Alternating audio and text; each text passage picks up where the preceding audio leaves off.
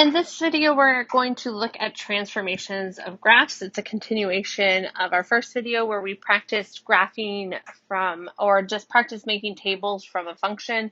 And now we're going to look at actually graphing functions and looking for shifts of parent functions. So let's get started. We're going to start looking at applying vertical transformations, which is a shift up and down depending on what's happening to our function. So we're given three functions: f of x equals the absolute value of x minus 4, g of x equals the square root of x plus 2, and h of x, which equals x squared minus 1. What I'm going to recommend that you do is pause this video.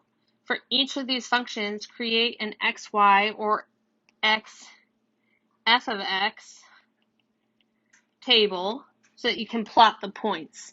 I'm going to pause now and I'm going to draw what each of these corresponding graphs will look like so that you can come back and compare what you graphed to what I have posted here. So take a moment to compare your results with the results that I have graphed below or here in front of us. So what we have is we see that adding or subtracting something from the parent function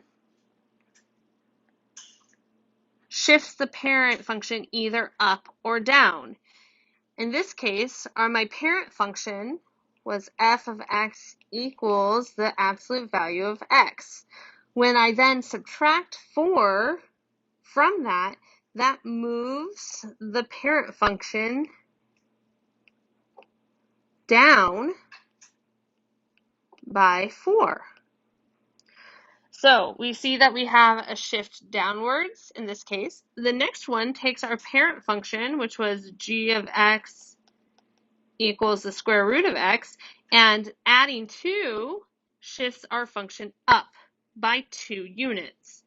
Then the last one, our parent function would be h of x equals x squared, and this subtracting 1 moves our graph of our parent function down by 1 unit. And so to apply a vertical transformation to shift up or down, what we're doing is we're taking our parent function and either adding or subtracting a certain number of units. We're going to take a moment and do the same thing. We're going to apply horizontal transformations, which are shifts left and right. We're going to look for what the pattern is, and I'm going to ask again that you do so first on your own by graphing or making a table of your x values that you want to use and your resulting f of x values or y values, and then graph the function, then come back. After you graph the functions, come back and check your answers and see if they shifted the same way that I've graphed below. Looking at the functions that I've graphed, you can see the shift from the original parent function. I'm going to draw the parent function in light gray so you can see what it looks like. So you can see that in this case, the parent function shifted right 4 units. The original parent function here would be a square root, which looks like this. And you can see it moved left 2 units. Here we have the parent function would be a cubic. And you can see that it moved right 1 unit. So we can make some generalizations. And so that's the next part of this lesson, is that looking at what happens when we add and subtract values from the parent functions, we can get general rules that apply. So in summary, if we have a function that's defined as y equals f of x, we have a vertical shift if something is added to the function itself, which we saw in the first 3 examples. If something is added to the function, then it moves upward. If something is subtracted from the function, it moves downward. We get a horizontal shift if the numerical value is actually subtracted or added to the actual x value. And that will move it either h units, or the number of units to the right if it's subtracted, or it will move it that same number of units to the left if it is added. Now with the horizontal shifts, I'm going to make a little note. We call this kind of counterintuitive. If you looked at more examples, you would see that this does consistently happen. If a number is subtracted from the x values, that like in grouping, parentheses, or brackets, then it actually shifts the unit to the right. We tend to think that when we subtract, we move left, but when we're actually subtracting it from the x value, it actually shifts our graph to the right. And then if I add something to our x value, then it actually shifts the function to the left. And think about why that's actually happening. So take a moment and think about that. Now we're going to actually graph some functions. What I want us to do is I want us to think of what is the parent function and what does it look like.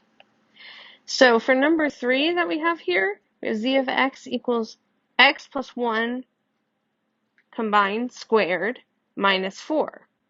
So I have the parent function would be my y equals x squared, which I'm going to graph in light gray.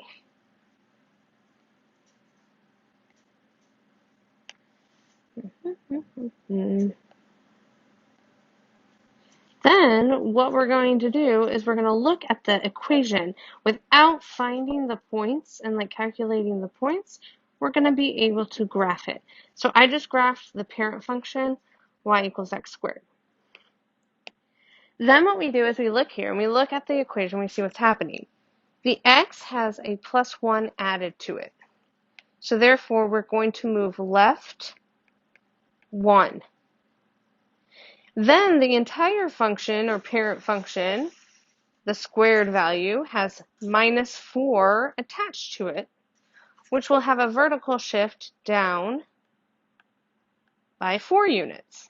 So essentially every point that I plotted here, which I will plot now in blue, is going to move left by 1 and down by 4. So let's do those moves. I will graph the final result in red.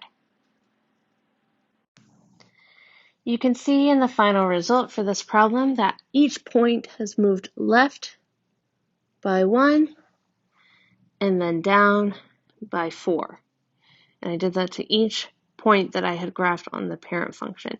So instead of making a XY table to find the points, I can actually just use the equation to figure out how has the parent function changed. Let's look at the next one. The next one, again, we want to identify what our parent function is. So in this case, our parent function is our f of x equals the absolute value of x, which is shaped like that V. So I'm going to go ahead and graph that.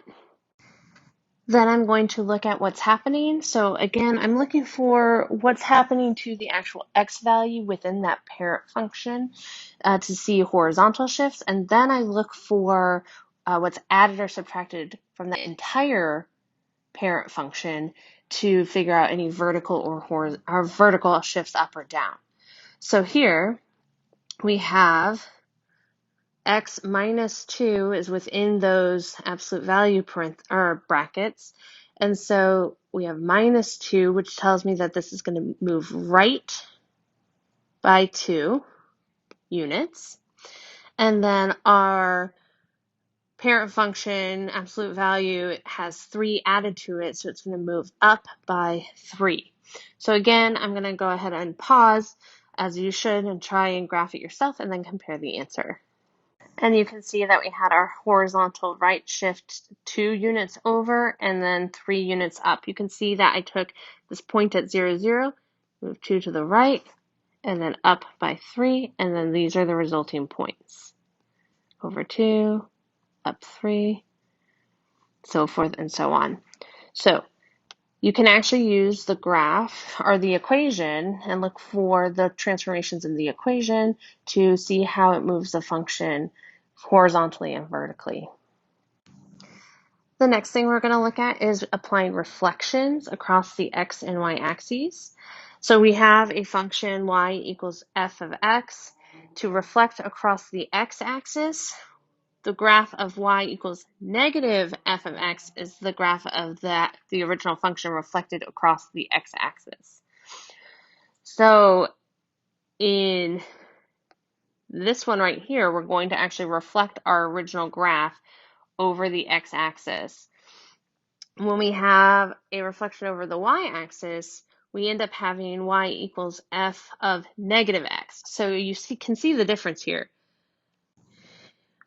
With reflections across the x-axis, the negative is outside of the original parent function. For reflections across the y-axis, the negative is with the x inside the parent function. So let's look at this example. We're given the graph of y equals f of x below. So that's this graph right here on the left-hand side. Okay, so our points are at 0, 0, 1, 1, 3, 3, and 4, 1. Okay, so in the first one, we're going to graph y equals negative f of x. So the negation on the outside reflects this across the x-axis. So 0, 0 stays where it's at, but 1, 1 becomes 1, negative 1, because it's flipped over from its original position and flips over the x-axis. You have to think about it. It has to be the same distance from the x-axis as it was on the positive side, now on the negative side. And then we have 3, 3 becomes 3, negative 3, and 4, 1 becomes 4, negative 1. You notice all this did was it just negated my y values. So all the x values stayed the same. All the y values were negated.